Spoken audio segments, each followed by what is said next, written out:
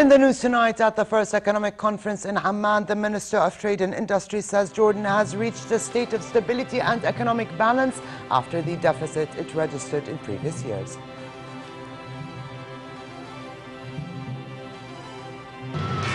Four French journalists held hostage in Syria since June are freed after being found by Turkish soldiers on its border with Syria.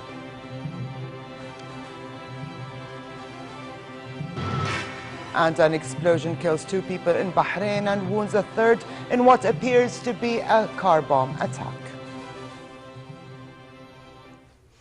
Good evening and welcome to a new edition of the news. Here are the details. The first economic conference entitled Jordan's Economy in a Changing World opened in Amman to discuss solutions to budget deficit and indebtedness. During the one-day event, economists reviewed challenges facing the Jordanian economy and proposed economic policies to overcome the current economic situation. Deputizing for Prime Minister Abdullah Mansour, Minister of Industry and Trade Hatem Al-Halawani said in his opening remarks that Jordan has reached a state of stability and economic balance after the deficit it registered in previous years. Reserves at the Central Bank of Jordan, he added, were less than $6 billion at the end of 2012, but these reserves have doubled after the government took a series of measures. He said that the economy has posted a growth of 3% in 2013, noting that it is expected to reach 5% over the next 3 years.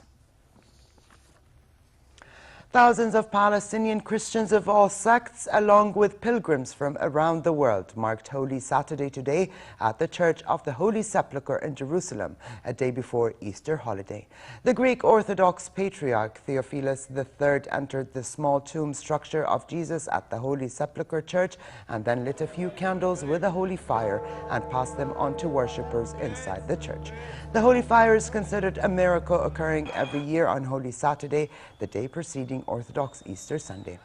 In the West Bank town of Bethlehem, worshippers packed the streets as they awaited the holy fire torch to arrive from Jerusalem. And in Gaza, Christian worshippers attended a Holy Day Mass at the Orthodox Church. But for many Palestinians, however, Easter this year is no different than any other year, as Palestine is still under Israeli occupation. This year, Western and Orthodox Christians celebrate Easter on the same dates.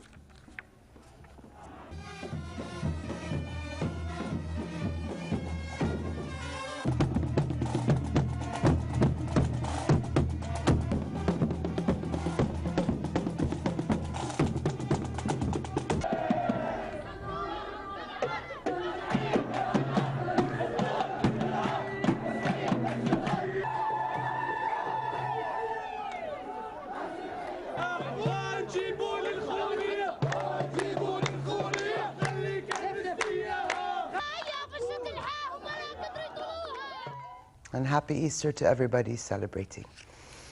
4 French journalists held hostage in Syria since June have been released.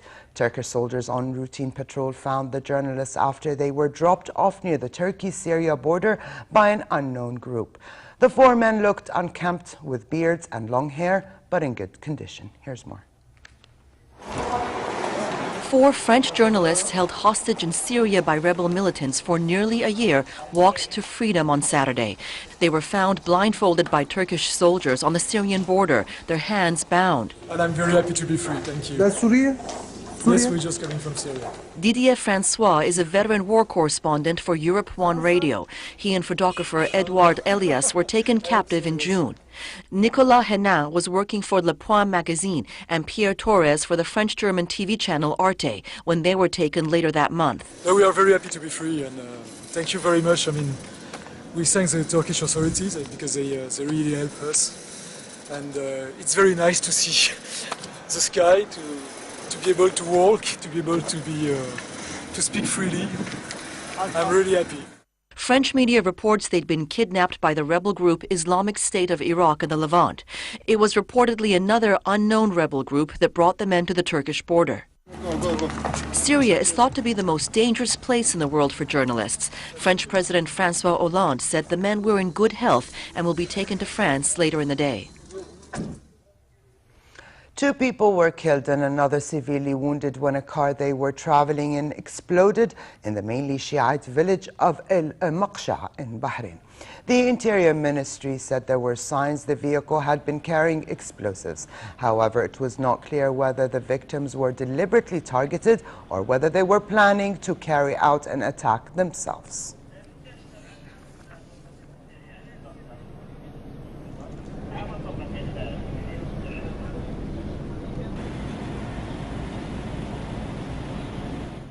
An airstrike killed 13 suspected Al-Qaeda militants in the central Yemeni province of Al-Bayda. Security and tribal sources said a drone, which had been circling Al-Bayda for days, struck 2 cars that the suspected militants were in. 3 civilians who were traveling in a separate car were also killed. Al-Qaeda in the Arabian Peninsula, also known as AQAP and located in Yemen, is considered the most dangerous Al-Qaeda affiliate. An OSCE special monitoring mission is heading to the eastern Ukrainian city of Donetsk this evening to help de-escalate the crisis in the region. During talks in Kiev between the acting foreign minister of Ukraine and the head of the OSCE special monitoring mission to Ukraine, the officials admitted that urgent concrete steps to de-escalate the conflict should be made as part of the Geneva agreements. The Geneva agreement, signed by the United States, Russia, Ukraine and the European Union on Thursday, requires all illegal armed groups to disarm and end the illegal occupation of public buildings, streets and squares. But OSCE officials said that so far there were no indication from the separatists that they were ready to abide by the agreement. The Ukrainian government said it will not attack pro-Russian separatists over the Easter weekend.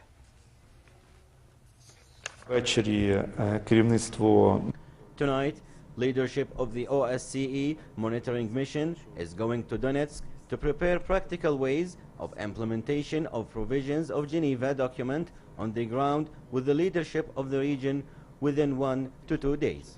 We also agreed that we will hold regular consultations in this format despite days off or holidays. There were already contacts with people in the occupied buildings, but for the time being, the political will to move out is not yet there. So that's the task of the monitors, to create this political will, inform the people, so eventually they will understand that the best option for them is to move out. But we are not yet there at present.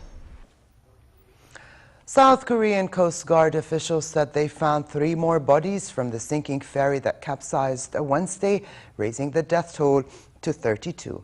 At least 270 are still missing, many of whom are high school students. The updated death toll follows the arrest of the captain of the ferry on suspicion of negligence and abandoning people in need. Meanwhile, sailors and Marines aboard the amphibious assault ship USS Bonhomme Richard conducted search and rescue operations near the scene of the sunken ferry. Officials say strong currents and rain have made it difficult to get inside the ferry, where most of the passengers are believed to have been trapped.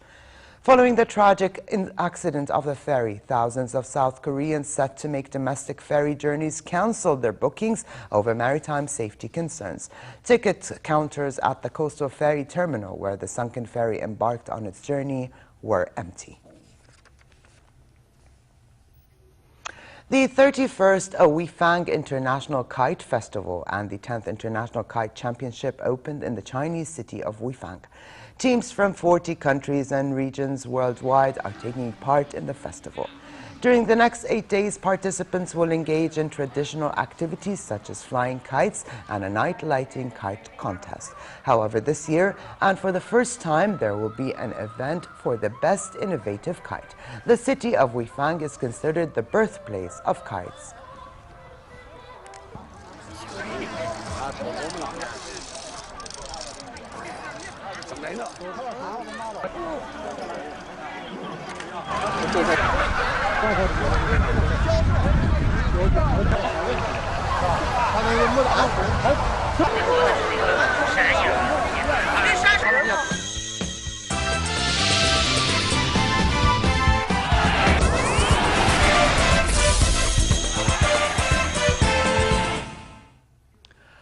Barcelona will not give up in the Spanish title race as long as they have a chance. This is what Barca coach Gerardo Martino said a day ahead of a match against Athletic Bilbao. Barca suffered a surprise 1-0 defeat away to Granada last week to become third in the La Liga table on 78 points, a point behind Real Madrid. Atletico Madrid top the standings.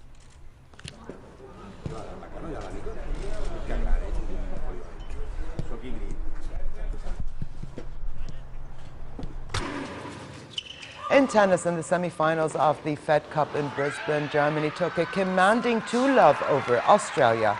In the opening singles, rubber Andrea Petkovic defeated Samantha Stosur in straight sets to win 6-1, 7-6.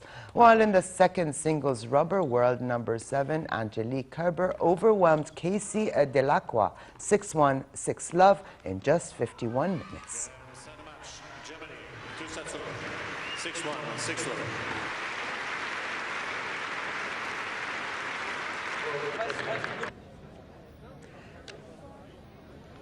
It is one thing to book your ticket for the 2014 FIFA World Cup Brazil, but to hold that ticket in your hands and know that soon you'll be watching the games up close and in person is a different kind of emotion. Some lucky fans experienced this feeling for the first time in Brazil as the FIFA venue ticketing centers opened in 10 host cities. Some traveled a long way and lined up outside the centers for hours to get their tickets. The World Cup kicks off on June 12. That is 55 days from now. Valeu, vamos Brasil!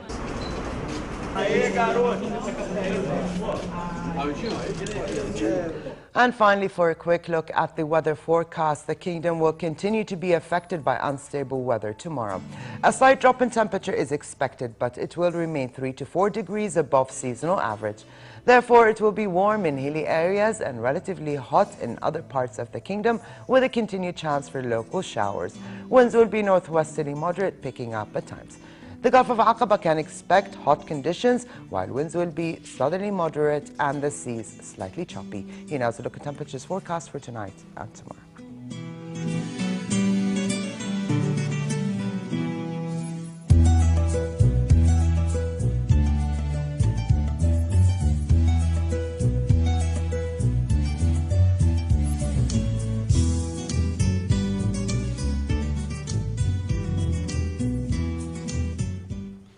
And to close, here's a reminder of the day's top stories. At the first economic conference in Amman, the Minister of Trade and Industry says Jordan has reached a state of stability and economic balance after the deficit it registered in previous years. 4 French journalists held hostage in Syria since June are freed after being found by Turkish soldiers on its border with Syria.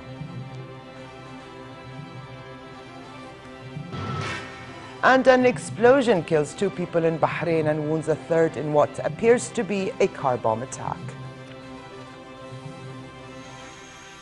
And with this, we come to the end of this edition of the news. I'm Alia Tuqan. Thank you for joining us. Have a good night.